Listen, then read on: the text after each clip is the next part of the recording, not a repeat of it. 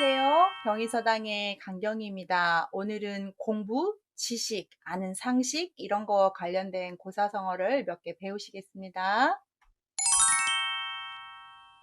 목불식정, 무지몽매, 불가사의, 불문가지 이런 고사성어 하고요.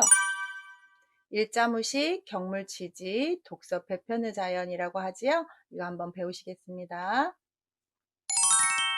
목불식정이라고 하면 눈으로 이 정자 알지 못한다라고, 이 정자를 우리 한글 기억이라고 표현을 해서 우리가 난 놓고 기억자도 모른다라고 많이 아는 사자성어인데요.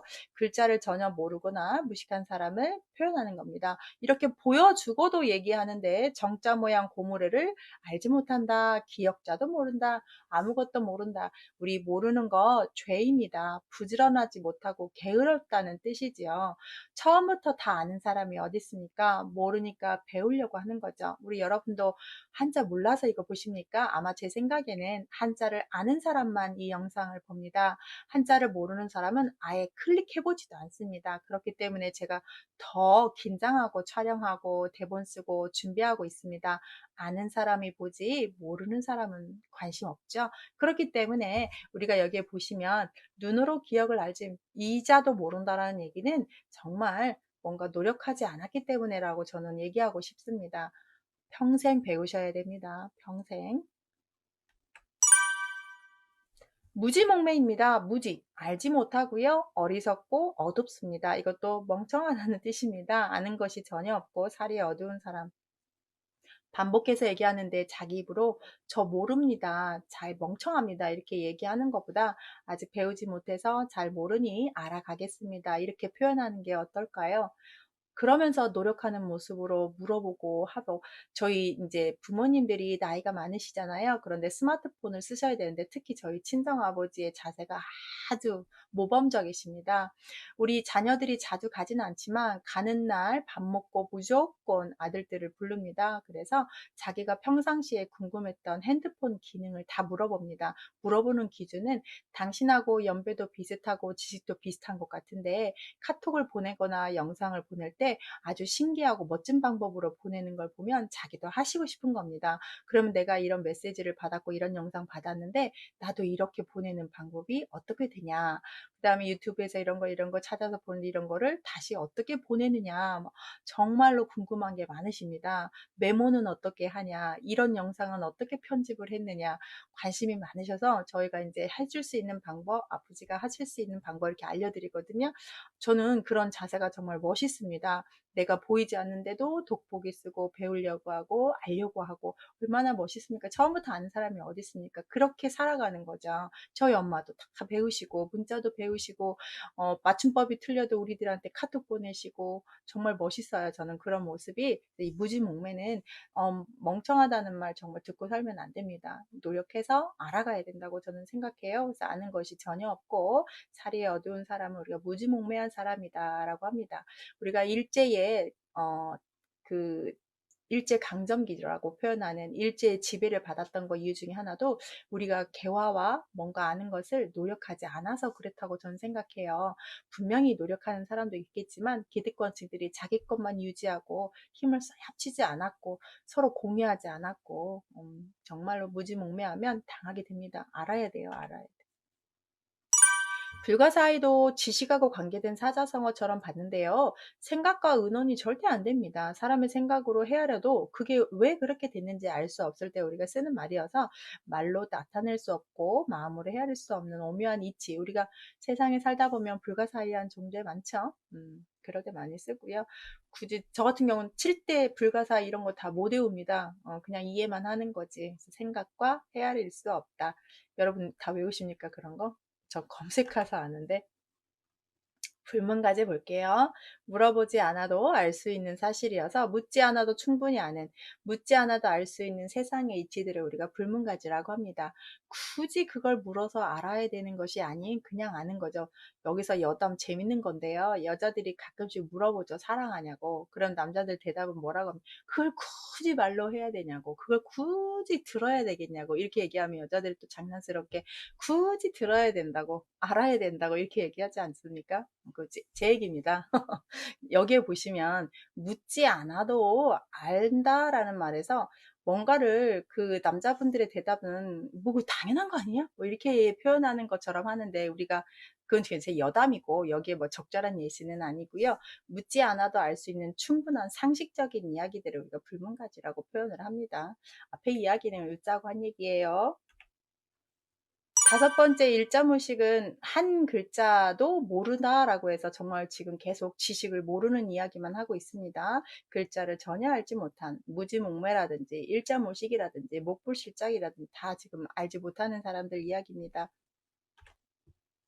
여섯 번째 경물치지는 어디에 나오는 말이냐면 대학에 나오는 말입니다. 아주 교묘한 이야기인데요. 두 자씩 보면 별 어려운 한자가 없는 것처럼 물건을 격에 맞게 사물의 이치에 맞게 연구를 해서 알 수 있다라는 말인데요. 사물의 이치를 연구하여 자기의 지식을 확보해야 하는 성리학의 법칙 중에 기본 중에 기본입니다.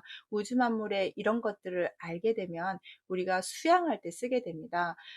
우리가 보통 수신제가 치국 평천하라고 표현하시는데 그 앞에 있는 조목이 바로 팔조목 중에 경물취지 성의정심이라는 구절이 나옵니다.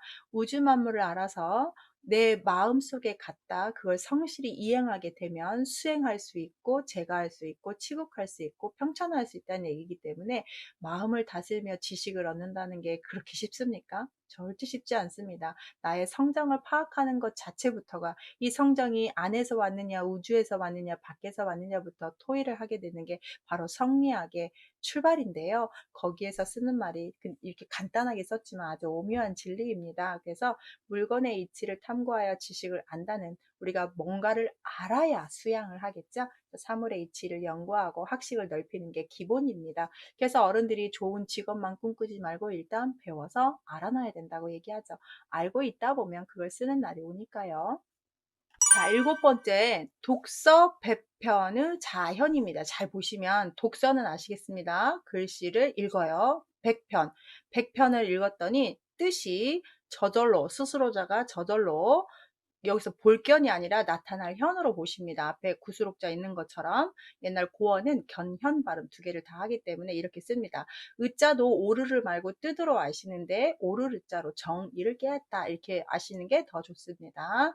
그래서 독서를 오랫동안 많이 하게 되면 뜻은 저절로 알게 된다라고 해서 글을 100번 두루 읽으면 뜻이 저절로 알게 된다.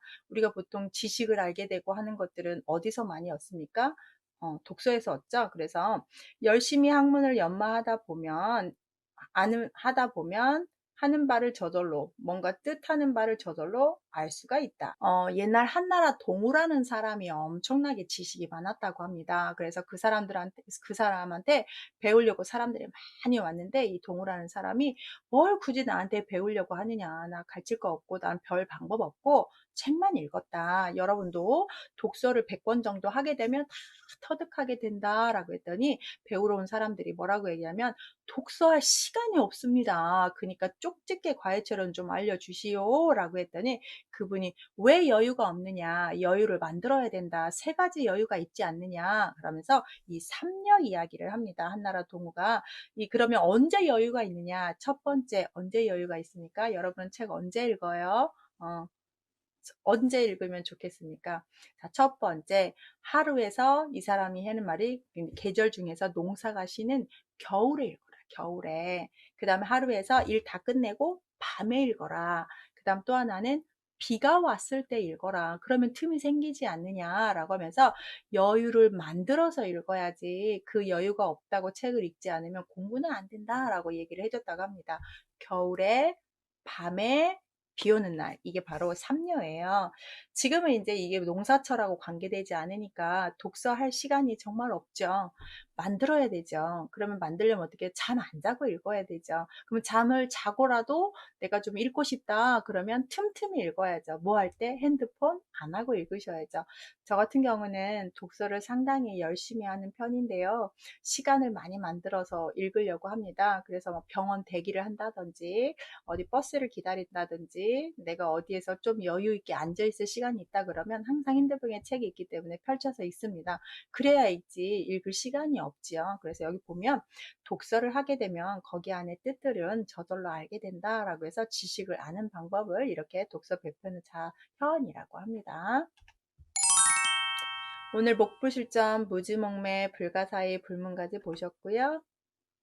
일자무시, 경물치지, 독서 100편의 자현이라는 말 보셨습니다.